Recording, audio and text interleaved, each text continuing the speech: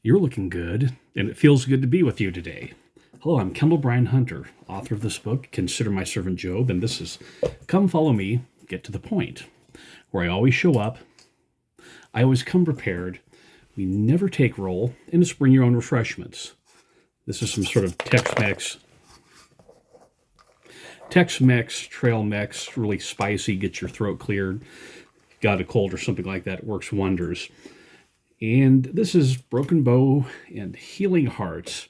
We're winding up the book of First Nephi, and so I see we're in three sections. Oh, first of all, welcome Edward Ad-ark-wah, Ad-ark-wah, Ash-iah. He's a new subscriber.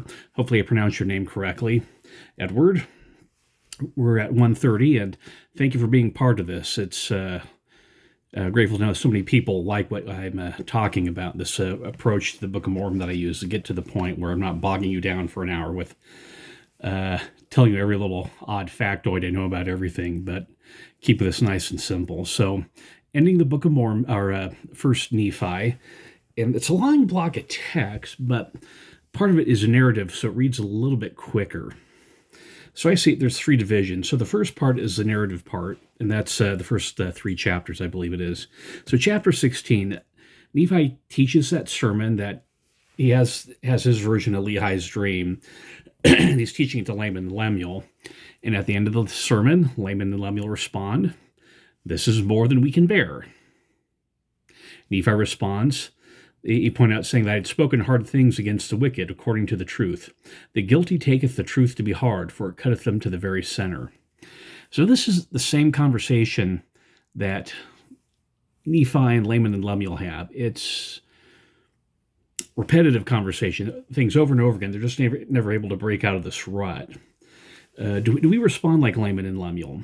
Do we have these emotional avoidance tactics? Oh, this is too hard. I can't. This is difficult. When we're asked to do something, we just say, "Oh no, I just can't do it. It's just," and it's really we just don't want to do it. So we're trying to come up with a good reason to explain why we don't want to do it.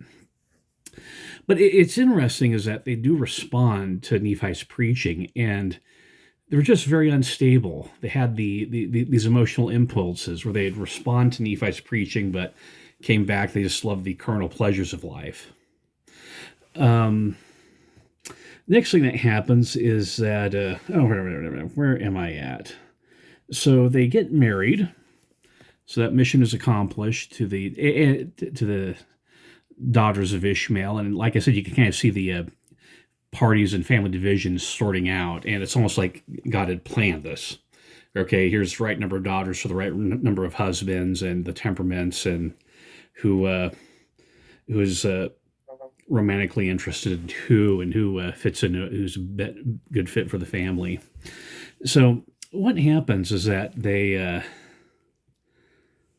have Lehi says, okay, we got to move again, gets up in the morning, and they have what we call the Liahona. They call it a ball or a compass early on, what Nephi calls it, and somewhere along the line they adopted the term Liahona, but that's something that we just don't have here on the small plates of Nephi, and don't know the etymology. Hugh Nibley thinks it's maybe La in Hebrew means towards, Jehovah is light, Elijah, and then On is the city of light in Egyptian. So what they do is it serves as their spiritual cell phone. It's a GPS, and they also get text messages from God. And I'm just kind of curious if they recorded these messages, or if they were, because it says they'd change these messages they'd get on the Liahona would change from time to time. And I'll talk a little bit about that later on. So we had the famous incidents where Nephi breaks his bow, then we have the Murmurfest. So why do we respond this way? Why do we murmur instead of act like Nephi did? Murmuring is a learned behavior, which means we can change the behavior. We just have to learn a different pattern. We can reframe things and do like Nephi did. Instead of complaining, act. I thought it's kind of interesting because Laman and Lemuel, their bows lost their springs, lost their elasticity.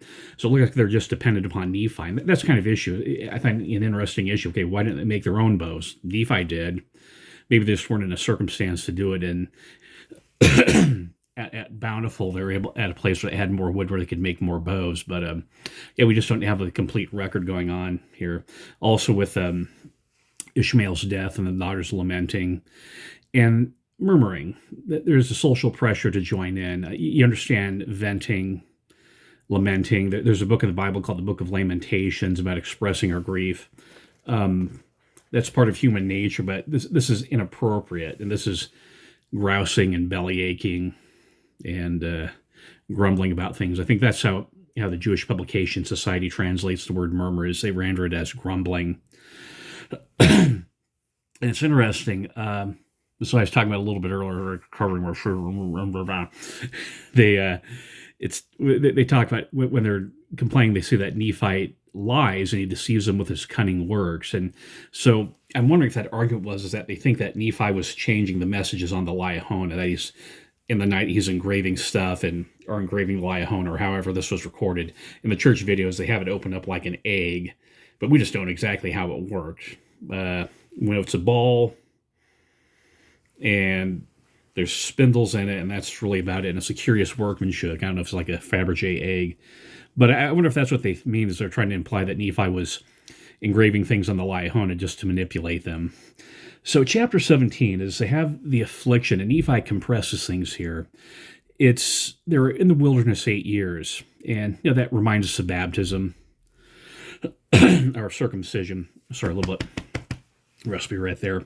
It's also too, is you see a little bit, this is alluded to in Alma chapter 37 verses 38 to the following, because that's where Alma talks, that's where you actually see the name Liahona applied to the ball.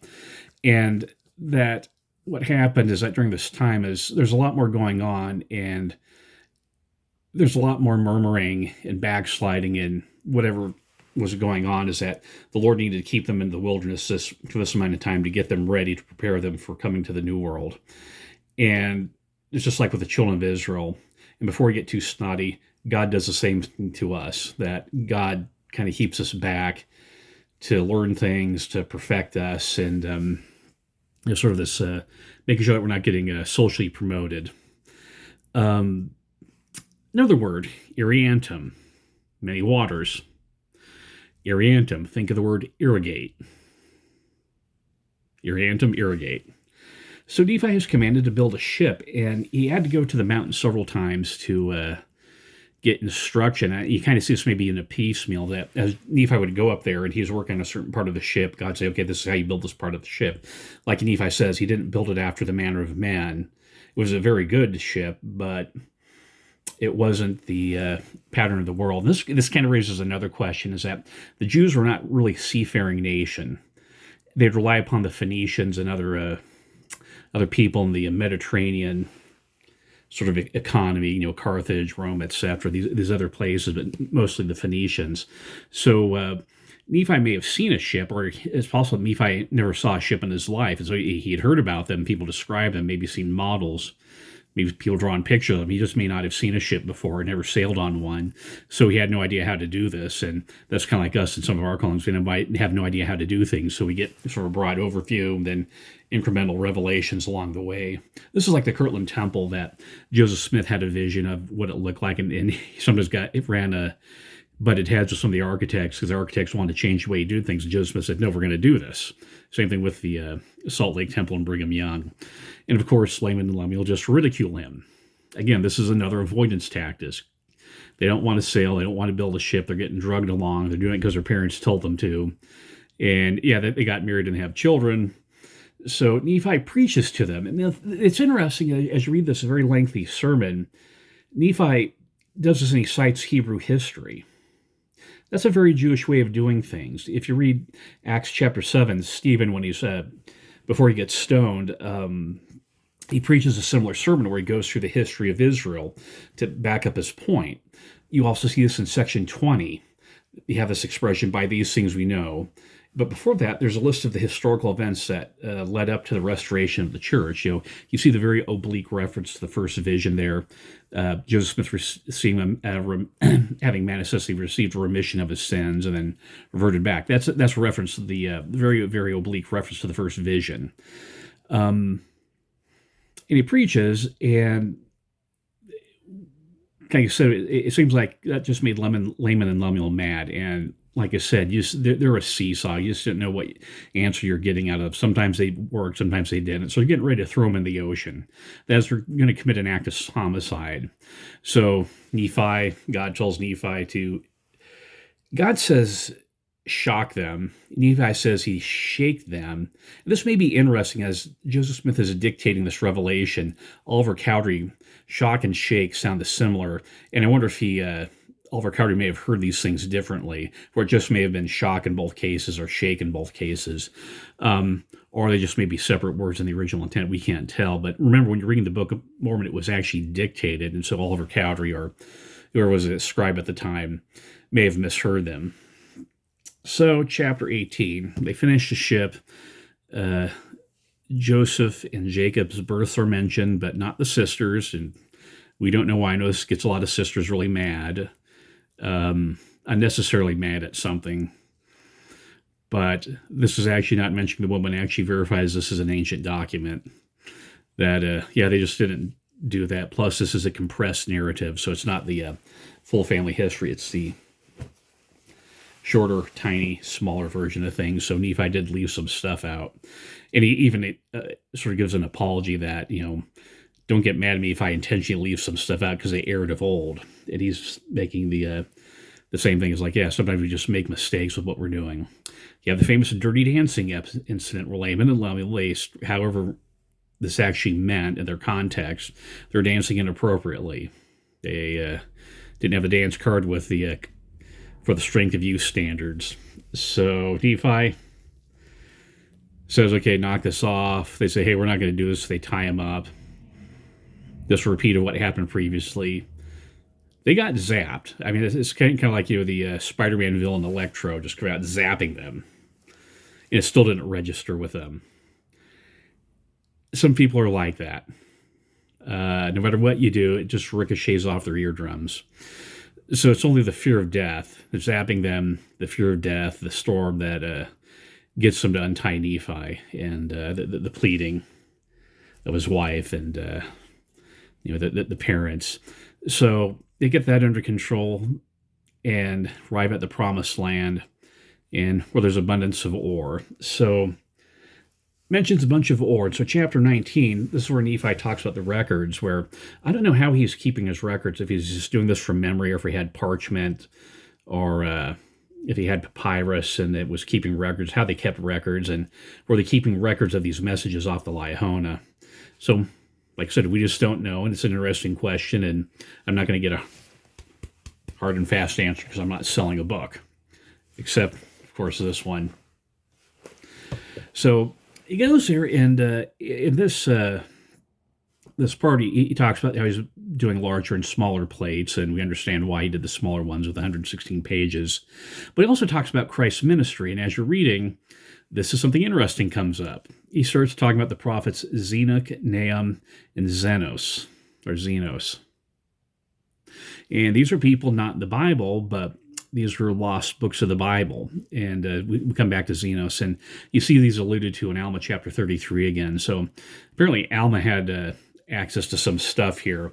But these three prophets that prophesied about the Savior, and they're gone. And this is an instance of the whore of Babylon taking the plain and precious things out of the original collection of Bible books and causing us to stumble. If we had Zenos, Nahum, and Zenock in there, we'd be have a more accurate record. Certainly we get some stunners like Isaiah chapter 53, which is probably the most Christocentric vision of the Savior, where you read it and say, okay, this is talking about Jesus Christ. But we're missing some stuff out of the Bible, and so don't hold it against your friends who don't have it. Love them, realize that they're doing the best they can with what they have. Nephi also talks about covenants, and that's something different. Keys and covenants, that separates us from Protestant and Catholic denominations, where we talk about covenants. We don't make a commitment to Christ, we make covenants. We have priesthood keys to administer things. And then we get chapter 20 and 21. I talked about, okay, what's your Isaiah strategy in the last video? And here it comes up right now. So Isaiah 20 talks about God's foreknowledge, and he talks about the refinement. Now, it's interesting because a few years ago, Elder Bednar's talked about how the word test does not appear in the scriptures. It's try, prove, and examine is what it talks about, but not a testing. And that's really important, a conceptual shift, because it's one of the funny things is, you remember the same conference, Elder Henry or President Henry B. Eyring talked about life being a test, and so those are the things, kind of some of those funny things that happen in conference. But yeah, Elder Bednar is correct. When you go back there and do an intensive study, you realize that life is not a test; it's try, examine, and prove. He also talks about obedience. Peace is a river. He also talks about the covenant. See as the sands. That's the Abrahamic covenant again. And then chapter 21, and this is more the point to the Nephites, talk about the scattering of Israel, people being broke off. And interesting, Isaiah felt very frustrated with this call, that he's doing this work and he wasn't getting anywhere with it. Does that feel familiar? Isaiah 53, who hath believed our report? Who's believed our preaching? Who's paid attention to us? You have the great passage that alludes to Christ, how we are graven upon Christ's hands, the wounds in his hands. That's us. He did that for us. And then you have the fun footnote where you have a Joseph Smith translation in the Book of Mormon. Yeah, pay attention. You just can't escape the Joseph Smith translation. So chapter 22 is the commentary. And once again, is his brothers, as he's preaching to them and reading from Isaiah, his brothers ask him the question. It's the same question they asked beforehand. Is this spiritual or according to the flesh? Is this literal or figurative? And Nephi says to them, it's both. The scattering and gathering of Israel, that's a marvelous work and a wonder among the Gentile nations. It's why President Nelson has been emphasizing it. Making sure we're doing the missionary work, proselytizing people, sharing our message, social media, talking with friends, the one-on-one conversations, making sure that we're being living epistles, that we're keeping the commandments, and making sure that our behavior is not going to get in the way of people joining the church. And also talks about, in verse 12, lands of inheritance. Not land of inheritance, but lands in the plural, where people at a certain era in church history, we had to gather to the mountains of Ephraim to dwell. But that's not the order now. People stay home and gather to your stakes in your various countries and build up the stakes and don't cause a brain drain in your countries. It also, once again, talks about the great and abominable church of the devil and all nations being at war. And that reminds us of the prophecy in Zechariah 12, which, as a kid, I could not believe. That in Zechariah 12, it talks about all the nations will be gathered together and fighting in Israel, and how you'd have the United States, the Soviet Union, NATO, and the Warsaw Pact, and the United Nations all invading this country the size of New Jersey for some reason. I could not believe that as a kid. What's going on right now?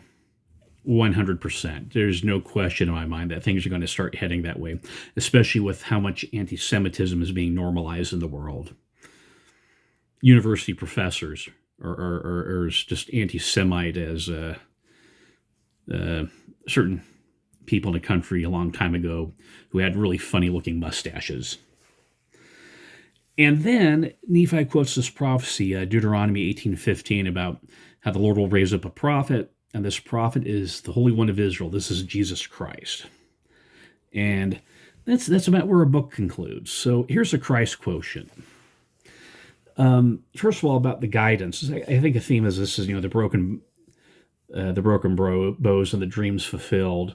But you see a lot about how Christ is guiding people, guiding them in the desert, guiding them by inspiration, by dreams, guiding them by the Liahona, guiding Nephi in constructing the ship. And so how are you being guided by Christ? Conference is coming up. Our ward's having a ward conference in a couple of weeks. Are you reading your scriptures daily?